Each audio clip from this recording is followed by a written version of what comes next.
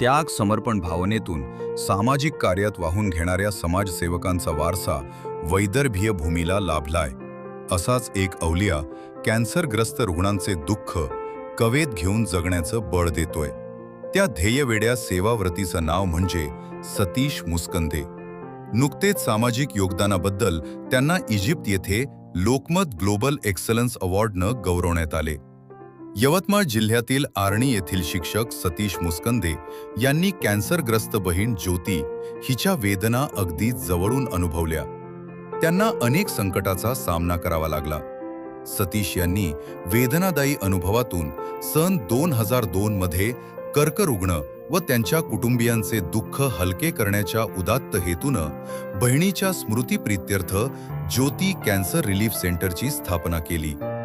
या माध्यमातून हजारो कर्करुग्णांना मार्गदर्शन केले, अनेकांना जीवदान मिळाले. कॅन्सरग्रस्तांच्या समस्या शासन दरबारी मांडल्या. सामाजिक कार्याबद्दल सतीश मुस्कंदे यांना अनेक पुरस्कार मिळाले.